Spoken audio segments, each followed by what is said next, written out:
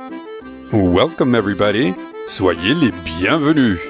Welcome to the audiobook and podcast, The Secret Diaries of a Gay Gynecologist in Paris. A memoir, a tragic comedy by Rafael Herrero, MD, PhD.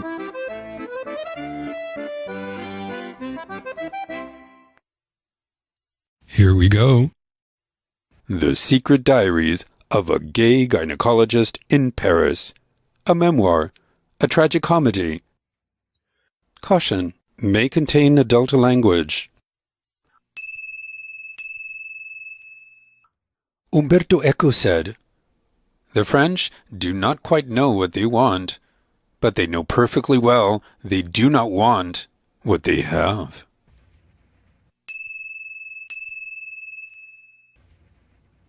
Prelude. Chapter 1. The Rain in Paris. Rain and babies just do not mix. At least, not in French maternity wards. I needed to be set straight. I was dreaming of Bruce Willis, whom I had snatched from Sybil Shepherd in Moonlighting.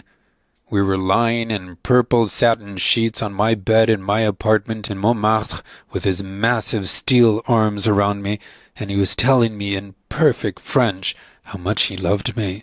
Mon amour, je t'aime, je suis tellement heureux depuis que je t'ai connu. When the damn phone rang, my eyes opened with a jerk to the on-call doctor's room in downtown Paris.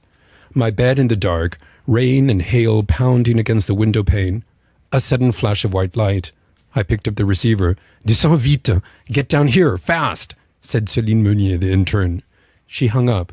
I looked at my watch. 3 a.m. 4 floors below, I flung into L&D, labor and delivery, and found Nathalie, a midwife, waiting for me. "Salle 3, she said. She briefed me as we rushed over to room 3. "We just started getting sudden fetal heart rate anomalies," she said. "The patient's mom brought her in because she started having contractions. The baby was fine 5 minutes ago. 39-year-old Caucasian, primigravida, 33 weeks gestation, preterm labor. I checked her cervix, barely shortened, and dilated 1 centimeter. But fundal height is small. I think we've got small for gestational age." I said, "What does the 3rd trimester ultrasound say?" She said, "She hasn't had one yet. She was supposed to get one next week." Nathalie pushed the door open into room 3.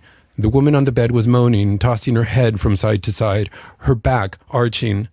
Some patients feel contractions more in their backs than in their tummies. 2 students were struggling to insert an IV line. Céline studied the fetal monitoring strip. The blood pressure monitor flashed 160 over 100, much too high. I scanned through the information that had just been thrown at me. Preterm labor, possible fetal growth retardation, hypertension, fetal heart rate anomalies. Which was the main problem here? The one to manage first? Did all the problems point to a hidden one? Nathalie said, "We were about to start salbutamol for her contractions. We saw she was hypertensive, so we stopped." In France, they used salbutamol to stop contractions. I was used to Ritalin, but both were contraindicated if the patient's blood pressure was high. Good thing the French midwives had stopped. I asked, "Is she bleeding?" "No," she said. "No ruptured membranes either. History of trauma?" "No, none. No previous surgery." I placed a hand on the writhing patient. Her uterus was indeed small for 33 weeks, but at least it was relaxing between contractions, a reassuring sign. But then another contraction kicked in, and the fetal heart rate plummeted. This was the 3rd dip in fetal heart rate, but much steeper, and a lot deeper than before. The intern said, "I think we'd better get her to the OR. I ordered immediately. Immediate C-section." I wasn't sure if the fetus was complaining because it had intrauterine growth retardation and was fragile, if it had the umbilical cord wrapped around its neck, or worse, if we had a case of abruptio placentae, a dramatic cleaving away of the placenta from the uterine wall, which is often fatal for the fetus. At least the lack of bleeding and the good uterine relaxation were not in favor of placental abruption. We ran with the patient on a gurney to the OR only a few yards away. With my hand again on the patient, the uterus became stiff like a log. A wooden uterus, no relaxation, fetal heart rate anomalies, high blood pressure, placenta abruptio. "Hurry up," I shouted, as if we could. "I think we've got an HRP." The three letters made everyone gasp except the patient. Hématome rétroplacentaire was probably the obstetrical emergency everyone feared the most. "It's the cold weather," Nathalie shouted. "We always get these when it's freezing like this." Where did these people come up with these things? Was there a research paper I hadn't read? "But she's not bleeding," said one of the students running beside us with an IV pouch in her hand. Hemorrhage was the only element missing for textbook diagnosis. "It's the hail," the other midwife announced. A loud clap of thunder flashed to the image of my nemesis before me, a man with piercing eyes and big, round black glasses, smiling. At the sight of him, I shouted, "Come on!" The anesthesiologist came rushing through the L&D door and rang alongside with us. "Pre-op?" she shouted. "No pre-op," Nathalie said. "The patient's only 33 weeks. She hasn't had time to have a recent blood work." Routine pre-anesthesia visits were held at 37 weeks. The anesthesiologist cringed. I understood. With no recent platelet count, an epidural or a spinal was out of the question. But still, who'd be happy to put a patient under general anesthesia without any type of blood workup? We crashed through the OR doors, and the circulating nurse and the anesthesia nurse helped us to put the patient on the OR table. And then we noticed a trickle of burgundy dribble down the patient's thigh. Celine and I rushed to the water troughs and scrubbed as quickly as we could with profuse betadine, while the rest of the team tied the patient down and strapped a mask over her face. We could hear the team shouting orders and information at each other on the other side of the doors. Celine and I didn't respect the betadine scrub 5-minute rule. My intern and I rushed back out and threw on gowns and gloves. Celine removed the sterile instruments from their steel containers as I lunged towards the patient, sponging her down with more ochre antiseptic, splashes of it falling on the floor. No one cared. We placed the self-adhesive drapes on the patient when the anesthesiologist yelled, "Go, she's yours!" Faster than we could have imagined, we were already at the uterus, which was now as hard as a rock. I applied the scalpel to its lower segment, and a burst of amniotic fluid leapt high into the air, soaring several feet in an arc and drenching the nurse standing at the patient's feet. I'd never seen anything like it, but I knew that only the Herculean contraction of a uterus with placental abruption could accomplish such a feat. I inserted my fingers into the inch-wide incision in the uterine wall and forced it open, creating a gash so the baby could be slipped out.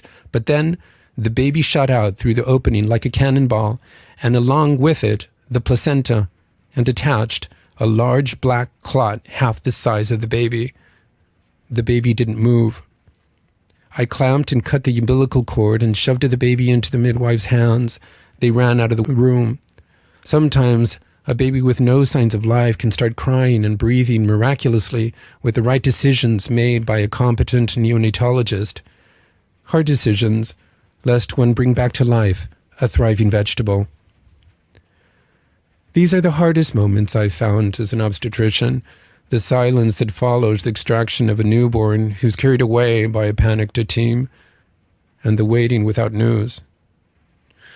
But I had a patient on my hands who had just had the most severe case of abruptio placentae I'd ever experienced, and now all the potential maternal complications filed through my mind: shock, renal failure, Simmons-Sheehan syndrome, or worse, DIC, consumptive coagulopathy, where an unstoppable chain reaction is set in motion and small blood clots form in distant parts of the body, while in other parts the opposite takes place, clot breakdown, and the body is cast into a storm of simultaneous blood curdling and blood thinning. Coagulation mayhem. Death frequently follows. I took a deep breath and tried to collect myself. The anesthesiologist yelled out, "She's not bleeding from venopuncture sites." "No bleeding from gums," the nurse shouted. So far so good. I did not see any excessive bleeding in my operative area either. "HemoQ 9.5, someone said. Good news. But still, we shouldn't waste any time. Quick means less blood loss. With a hand inside the uterus, I made sure it was empty, and then I started suturing it closed. But then the uterus, under our very own eyes, started undergoing a Kafkaesque metamorphosis, deep purple and magenta curtains unfurling onto its surface, an aurora borealis transposed onto the contracted pink sphere of its flesh. Cuvulaire's uterus, I whispered to Celine. She looked up at me. Necrosis? The anesthesiologist and her nurse pushed it down on the long drape that separated the patient's head and their work area from us. They shot glances back and forth between Celine and me. The nurse said, "It's going to be a source of thrombosis, isn't it?" Celine added, "And DIC, probably." "And urine atony?" the circulating nurse said. "You think we've got to do a hysterectomy?" Celine asked. Every one of these questions came to me like a glass bottle smashed over my head. So many questions all at once, and I had to make a call immediately. Was Cuvulaire's uterus a sign of organ necrosis? A source of thrombosis, sending clot emboli to distant parts of the body, to the lungs, to the brain? Would it trigger DIC, disseminated intravascular coagulation? Did it forebode uterine atony and the severe hemorrhage that went with it? To avoid it all, did I have to remove the uterus? The patient was 39 years old. This had been her first pregnancy. Her baby had not shown any signs of life. Removing the uterus meant no more babies, ever. Nathalie opened the OR door and looked at us. She shook her head. "The baby's dead," she whispered. My eyes went back to the operative field as she silently closed the door. Another part of me drained away with the midwife's announcement. I had to make a decision. If I performed a hysterectomy on a patient who couldn't clot correctly, I'd be adding insult to injury. She'd be bleeding through all the extra incisions, and we'd all be tripping down a vertiginous spiral after the patient. I shook my head. What they had all suggested about Cuvulaire's uterus was pure nonsense. My call had to be to ignore what they had just said and leave the uterus alone, where it was. Its strange aspect was due to blood forced into the uterine wall by the excruciating pressure that had built up inside, a pressure cooker about to explode. To my knowledge, Cuvulaire's uterus didn't cause anything that they had mentioned. I crossed my fingers. I hoped the French had not discovered anything I wasn't aware of. "No," I said. "Non, partons." I was betting all my money on one card. Let's just get the hell out of here. I started closing the patient up. Nathalie burst into the room with a piece of paper.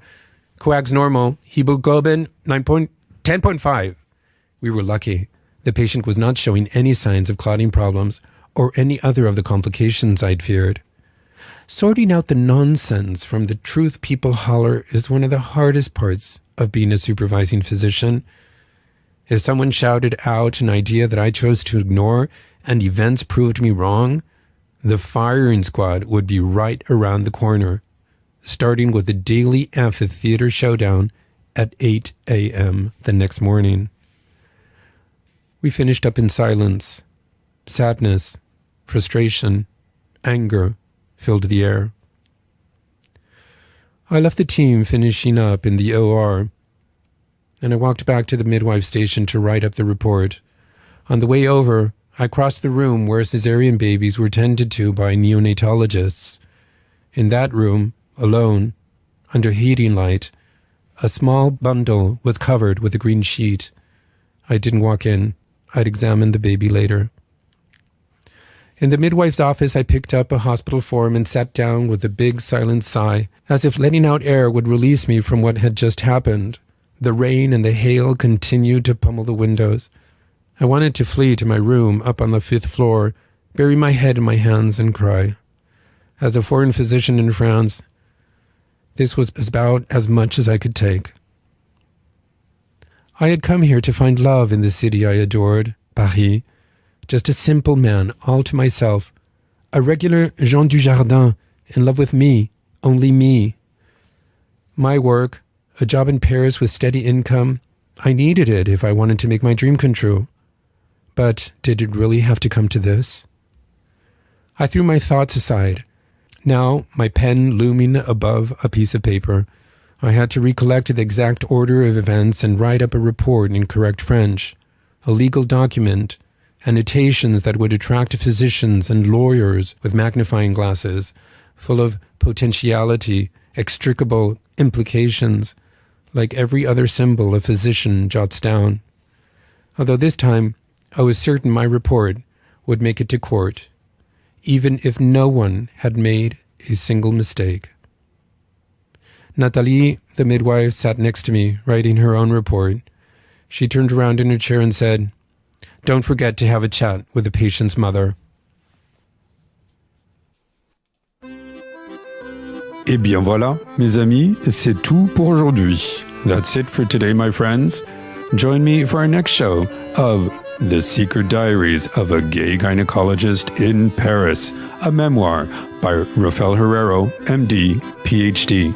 Contact me at Rafael Herrero, RAFAEL.HERRERO.SF, like in San Francisco, at gmail.com. Au revoir, à la semaine prochaine, et vive Paris! If you liked today's episode, would you please like my Facebook page? Search for A Gay Gynecologist in Paris. Please give me a hand and follow me as well on Twitter at GayGynoParis with no spaces between the words, and share with me all your thoughts. Thank you, and see you next week.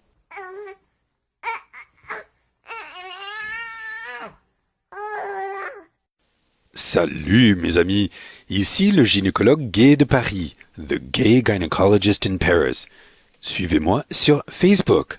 Vous pouvez me trouver sous Gay Gynecologist Paris. Faites-moi un like, s'il vous plaît. Vous pouvez me suivre aussi sur Twitter, at GayGynoParis. Ça s'appelle JAYGYNO, Paris comme la ville Paris. Répandions le bonheur et soyons tous amis sur Facebook and Twitter. Au revoir, beaucoup de bisous et à bientôt.